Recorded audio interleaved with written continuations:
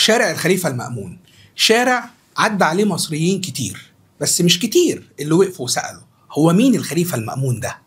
المشهد الأوضح كان خروج المصريين وأصوات هتافهم اللي لسه صداها مطبوع في وجداننا لغاية النهاردة: يحيى الهلال مع الصليب، يحيى الهلال مع الصليب، يحيى الهلال مع الصليب، يحيى الهلال مع الصليب،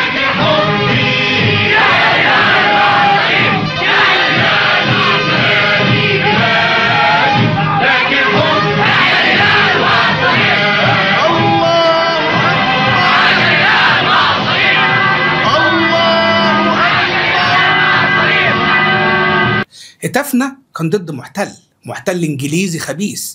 مصريين جاعوا واتجلدوا واتعلقوا لمجرد انهم قرروا ينفضوا تراب التاريخ عن حلمهم ويطالبوا بحقهم في بلدهم.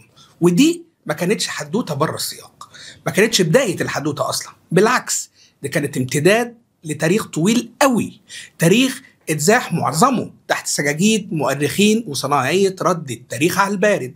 لأن قبل 1919 ب 1087 سنة كان في صوت هتاف مشابه لنفس الشعب، صوت مكتوم لحكاية قطعت صفحتها حرفيا من متن كتب التاريخ، حكاية أهل بشمور. وأهل بشمور دول بقى مصريين برضو من وجه بحري، اتظلموا واتنهبوا، بس ساعتها ما كانش المحتل إنجليزي، كان محتل عباسي. الشارع اللي الناس خرجت فيه تنادي بحقها في بلدها متسمي على اسم الخليفة العباسي اللي جه زمان عشان يخطف قوتنا وقوت عيالنا. من شارع المأمون لثورة البشموريين اللي داس عليها المأمون بجزمته. تاريخ حط مصر في جملة مفيدة ما بين قوسين: من اللي حصل لأهلنا في بشمور ل 1919 صرخة بتقطع 1000 سنة سكوت. نفس البلد، نفس الشعب، ونفس الحلم العبيط والأمان الهبلة اللي بتبدأ بكحك وبسكوت وزغاريط وبتنتهي بريحة دم وصوت بكا. نكشتنا النهاردة عن ثورة البشموريين، بس قبل ما أقول لكم الحكاية خليني زي كل مرة أرجع بالزمن قبل ظهور المأمون في حكاوي المصريين بكام سنة ورا، ونعرف إيه اللي جاب زيد جنب عبيد ومين اللي لم الشامي على المغربي. في أواخر أيام الأمويين الدنيا ضاقت قوي، الضرايب اتحولت لحبل ملفوف حوالين رقاب المصريين. عمنا المقريزي بيقول إن المصريين اللي كانوا في بداية الحكاية مطلوب منهم أتاوة سنوية 1,000,000 دينار زادت مع الوقت وبقت 3 مليون دينار. فضولي شدني وقلت أحسبها بالقمح وارد قيمته للدولار. المليون دينار النهاردة عاملين حوالي 78,750,000 دولار. طب لما الرقم يوصل ل 3 مليون دينار في عهد المأمون يبقى احنا بنتكلم في 236,250,000 دولار في السنة، ربع مليار دولار تقريبا كانت بتتسحب من جيوب المصريين كل سنة في بلد فلاحينها بتاكل من الأرض وأكتر من نصهم مش لاقي ياكل أصلا. يعني كل مصري من أول العيل الصغير لحد جده يا طيب يا أبو عصاية كان عليه حوالي 52 دولار ضريبة سنوية، اللي هم تمن 15 كيلو قمح بمقام مرتب شهرين. يعني بالعربي كده كان في فاتورة مكتوبة باسم كل مصري بيمضي عليها كل سنة من عرقه ومن شقاه.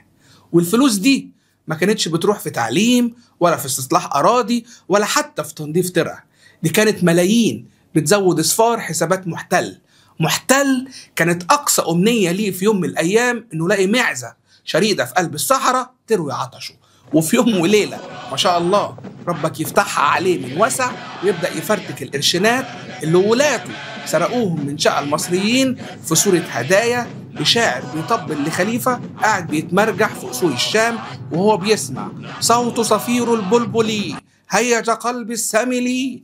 يعني المصريين كانوا مش لاقيين وخالد دقيق يعملوا بيها عيش يسدوا بيه جوع بطون عيالهم، والخليفة قاعد بيجري ورا البلبل اللي هيج قلبه السكران. ويكمل ابن عبد الحكم ويقول إن المصريين بدأوا يبيعوا عيل من عيالهم عشان يلاقوا فلوس يصرفوا بيها على الباقيين. ويضيف مؤرخ تاني ويقول إن ظلم وافتراء الأمويين خلى الناس طفشت وهجت من بيوتها لدرجة إن في قرى كاملة فضيت تماما. وفي وسط السواد ده كله وكعادة صناعية رد التاريخ على البارد تتخلق صورة روبن هود الغلابة اللي هيظهر ويخلص المصريين من كرباج الجلاد النوتي. عمري ابدا ما اتاخر عنكم يا حبايبي يا فتافيت السكر. انا جاي. وكالعاده بنغلط نفس الغلطه ونصدق نفس الكذبه ونروح نتشعبط في ديول خيول العباسيين، ويبدا حلمنا العبيط بحياه كيوت في كومباوند عباسيه زد بارك، لدرجه اننا هنخرج نستقبل سبع البرومبا وقلاضيشه بفاكهه وحلويات كانه عيد. وبعد 63 سنه بيركب الخليفه المأمون على مرجحه الخلافه، وبكده يبقى الخليفه العباسي رقم 7، وبعد ما تكون حربه ضد اخوه انتهت بقطع راسه وتنصيبه امير مؤمنين دوله الخلافه العباسيه. احنا دلوقتي في سنه 830 ميلادي، والخليفه المأمون يا دوب لسه طالع من حرب اهليه ما بينه وبين اخوه الامين على كرسي الخلافه العباسيه. حرب دمرت بغداد، حرقتها وخلصت على اخر مليم في خزنه الخلافه اللي مالكه الارض شرق وغرب. وكالعاده مصر هي الحل، مكنه ATM اللي طول الوقت الديبت كارد بتاعها مع كل حد واي حد غير المصريين. وهنا خلينا اعمل وقفه قبل ما ادخل على حكايه ثوره البشموريين دي. العباسيين كانوا صيع قوي في موضوع الضرايب ولم الاتوات ده، عينيهم ما كانتش على الكام ملطوش اللي في جيوب المصريين الحزانه، لا دول كانوا بيصادروا بذور القمح من الفلاحين اللي معهمش يدفعوا الاتاوه، وبعدين يرجعوا يبيعوها لهم تاني باضعاف اضعاف ثمنها. العباسيين ما اخترعوش نظام ضرايب جديده، انما اخترعوا طريقه جديده للتهليب ممكن نسميها الضرايب العقابيه، وصفه سحريه مصادره بذور الزرع مش المحصول نفسه من الفلاحين، عشان بعد كده يكون الفلاح مجبر انه يشتري باسعار مضاعفه، لغايه اما اتكعبلت في كلمتين مكتوبين جوه وثيقه بتحدد الضرايب اللي كانت مفروضه على المصريين. أردب ونص قمح على كل فدان، 3 دراهم على كل نخله، ده غير ال 12 درهم جزيه. طالما يعني طالما انت قول السؤال تاني. يعني ايه الكلام التخين ده؟ ورقه وقلم وركز معايا حياه ابوك. لو جدك الحزين على عمره كان عنده 3 فدادين قمح، زرعهم وسقاهم وطفح الدم فيهم لحد ما حصدهم، محصوله هيطلع حوالي 1000 كيلو قمح. الله، حلو قوي ده. اصبر بس وكمل تركيز. المأمون ابو قلب هايج على بلبل بيغني بياخد من ال1000 كيلو 750 كيلو، وجدك الحزين على عمره هو وعياله يروقوا على نفسهم طول السنه ب 350 كيلو بس. يعني بالعربي كده جدك كان بيشقى عشان يطفح الخليفه، ويا دوب ياخد فتفوته يسلب بيها طوله.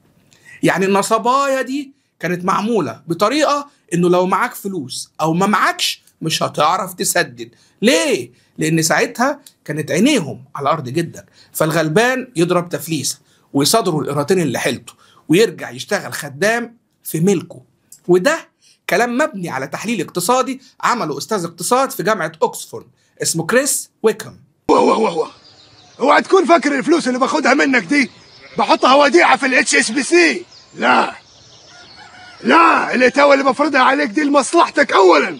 وفعلا على القرن التاسع الميلادي مصر تقريبا كلها كانت تابعه لاوقاف الخلافه، اللهم الا حته ارض كانت بره حدود الزمن، اقليم بشمور اللي حصلت فيه حكايه حلقتنا النهارده. يا نهار ازرق يا نهار ازرق يا حزن الحزن. كده بقى نبقى فهمنا منين بيودي على فين، واترسمت قصادنا صوره معقوله عن السواد اللي كان عايش فيه المصريين ايام الاحتلال العباسي. يلا بينا دلوقتي نروح على اقليم بشمور. وبشمور دي مش مدينه ولا محافظه، ممكن نسميها ادغال مصر، فيتنام العباسيين، منطقه مستنقعات وبرك واحراش، طينه طافيه على ميه. الناس هناك كانوا صيادين وبيزرعوا ورق بردي، معتمدين على نفسهم بنسبه 100%. المصريين اللي هناك كانوا لسه متمسكين بهويتهم القبطيه، لسانهم ما كانش لسه اتعوج واتعرب. بلد جوه البلد بعيده عن ايدين العباسيين، منطقه في مصر ساقطه قيد ملهاش تمام، عايشين بالمقايضه. يعني خد لك حزمتين بردي وهات قصادهم نص كيلو طماطم، هات سندوتشين همبرجر وتعالى اديك ال4 سمكات اللي اصطدتهم النهارده، وهكذا. طبعا هينزل عليهم اخواننا اياهم، فين يا ابني شخلالتك عشان تعدي؟ فلوس، برانس، سبيج، اناناس. فلوس؟ ايه فلوس؟ انا ما عنديش فلوس. طبعا الاجابه كانت ايرور 404، ولا البشموريين فهموا ايه فلوس دي ولا البلطجيه استوعبوا اننا اصلا ساعتها ما كناش فاهمين هم عاوزين مننا ايه. وهنا تبدا الروايه الرسميه. سنة 831 المأمون بيوصلوا تقرير إن في فتنة هناك، ناس مبلطجة ومش عايزين يدفعوا اللي عليهم ولا عاملين حساب لحكومة ولا لممثلين الحكومة اللي هناك، بالبلدي كده محدش قادر عليهم. الخليفة المأمون كان راجل متحضر مثقف وما بيحبش أبدا يبدأ بالصوت العالي، فيبدأ يبعت لهم ناس تهديهم وتتفاوض معاهم وتشوف طلباتهم. وبما إننا شعب متفرعن وطول الوقت واخد على ضرب الجزمة والكرباج، نقوم طبعا سايقين فيها، ومش بس نرفض نسمع، لا ده احنا كمان بنقتل الراجل الغلبان اللي امير المؤمنين بعته لينا عشان يسمعنا ويفهم ايه اللي مزعلنا. بما ان الجزاء من جنس العمل، مش معنى ان الخليفه راجل كيوت ومتحضر وبيعامل الناس بالحسنى ان صبره ملوش حدود، فبعت لهم اللي يأدبهم ويملص ودانهم. وتبدأ ناس كتير طبعا مضحوك عليها ومعمول لها غسيل دماغ تتاخد في الرجلين، فما بقاش قصاد جزم قلاطيش الخلافة غير انها تدهسهم. فيروح البطرك يساب يتشفع لهم ويقول له انهم خلاص عرفوا غلطهم. يقوم الخليفة مسمعه كلمتين ويديله 48 ساعة حبس، بما انه قائد روحي لشوية مصريين مش قادر يسيطر عليهم. وشوف يا اخي العالم الكفرة اللي ملهاش كبير، لما وصلهم خبر حبس بطركهم قالوا ولا يفرق معانا، واحنا اصلا ملناش كنيسه والراجل ده ما يخصناش. ويبقى بالطريقه دي صناعيه رد التاريخ على البارد رسموا مشهد HD لشويه نصارى متمردين ولا فارق معاهم دوله ولا حتى كنيسه، لدرجه انهم صغروا بطركهم وكانوا سبب في اهانته. ملهمش كبير، عايزين الدنيا سداح مداح. ولما الخليفه بعت لهم حد من طرفه يقعد معاهم ويسمع طلباتهم ساقوا فيها وقتلوه. يعني فجر وبلطجه وقله ادب استفزت طبعا رئيس مجلس إدارة الإمبراطورية العباسية لدرجة إنه هيسيب اللي في إيده ويحط شبشب في رجله ويحجز تذكرة على أول ناقة طالعة على مصر ويأدبهم بنفسه. وبما إن العيل السو بيجيب لأهله اللعنة، ينزل عليهم الخليفة ويدشملهم. بصراحة الراجل كلامه مقنع وعنده ألف حق. وبعدين لقطة قتلهم لرسول الخليفة دي برضو تقولوا إنهم فعلا كانوا مقطعين بطايقهم وعاوزين يولعوا في البلد. أخدت المعلومتين زي ما هم، لغاية أما في يوم وأنا بدور ما بين سطور كتب التاريخ عن شكل المصريين أيام ما كان الفاطميين والأيوبيين بيحكمونا، اتكعبلت في نص سطر كتبه رحالة يهودي اسمه بنيامين التوتيلي عن مشاهدته لعمود رخامي منقوش عليه أسامي مصريين باللغة القبطية استشهدوا من 300 سنة. وال300 سنة دول يرجعوني تاني لأيام الخليفة اللي صوت البلبل مهيج قلبه، فقررت أنكش في اللي ما قالهوش صناعية رد التاريخ على البارد وله علاقة مباشرة بالمشموريين. وهنا تبدأ طراطيش حكاية البشموريين قبل ما تتمنتج تظهر واحدة ورا التانية.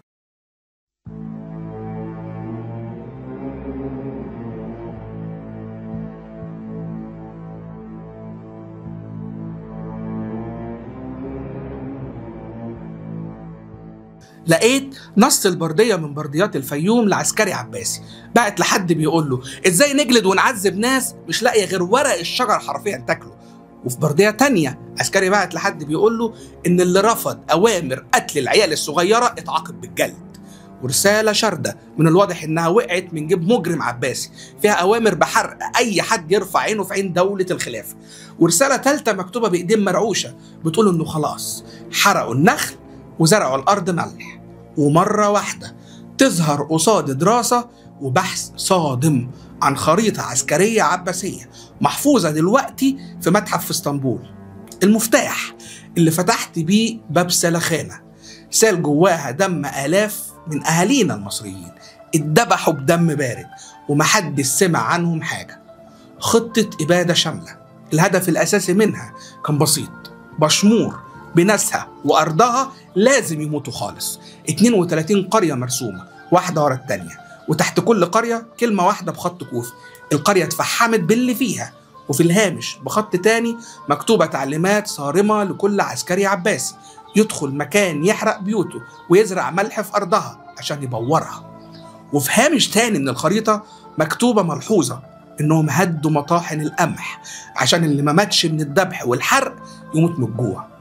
وقبل ما دماغك تسوحك في سكة إنها كانت عركة ما بين مسلم ومسيحي، ركز في تفاصيل الرواية الرسمية من تاني، هتكتشف إنها اترسمت بشكل ياخدك في سكة المسلمين والنصارى.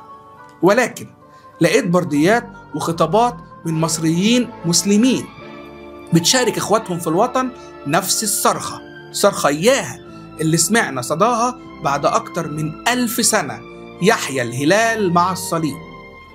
العباسيين قتلوا الكل وحرقوا الكل.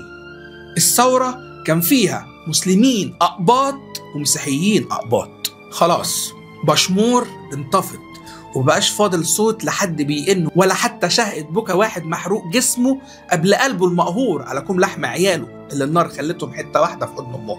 المأمون بعت رسالة عفو، رسالة مختومة بولكن. اللي معرفش يموت مش هيقعد في بشمور ساعة زيادة. ما هو أصل بشمور خلاص أرضها بقت مزروعة ملح وريحتها دم مخلوط بريحة لحمنا المشوي. بعد ما العباسيين هرسوا معظم أهالي بشمور سحبوا اللي حظه وحش ومعرفش يموت. سحبوه زي الدبيحة اللي بيجروها من الزريبة للسلخانة. 5000 أسرة اتشحنوا في مراكب على العراق، مات منهم في الطريق 2000 مصري. واللي معرفش يموت كان حظه وحش قوي، لأنه هيقضي اللي باقي من عمره غريب في بلاد غريبة، يدور على مطرح جديد يزرع فيه نفسه. وقبل ما المركب توصل كان في خرائط جديدة بتترسم وعقود بتتختم وأوامر بتيجي من عند الخليفة بأن أراضي بشمور تتوزع على بدو قبيلة ربيعة. ودي ما كانتش صدفة، بالعكس ده كان امتداد منطقي وطبيعي لسياسة عباسية ممنهجة. الخليفة المأمون ما اخترعش العجلة، هو بس بيكمل سياسة بدأها أسلافه. كل ما منطقة صوتها يعلى حبتين، كل ما شعب يفكر بس إنه يرفع راسه، الرد ما كانش قتل وذبح وحرق بس، الرد كان بيبقى ابعت يا ابني هات لي كام جبيلة تستوطن وتحتل المكان، تتوزع الأراضي، تتغير الخرايط وتشال اسم القديم وتحط بداله ختم الخليفة، زي ما حصل في نجد بعد تمرد بني نمير، وزي ما حصل في خراسان بعد رافع بن الليث، وزي ما حصل في أرمينيا والراي وجرجان. المأمون ما عملش جديد، بس فعل دستور العباسيين في التعامل مع الثورات، يمسح أصحاب الأرض بأستكته ويخلق تركيبة سكانية جديدة. الخرايط ما كانتش بس بتحكي عن الناس اللي اتفحمت، كانت كمان بتحصر مين اتبقى، مين اتباع، ومين لسه هيتباع. وفي بردية من برديات الفيوم بنلاقي سمسار عباسي بيدي تمام بسلب ونهب أراضي بشمور بعد ما طرد أهالينا منها، وخلاص دخلت بشمور في أملاك الخلافة العباسية.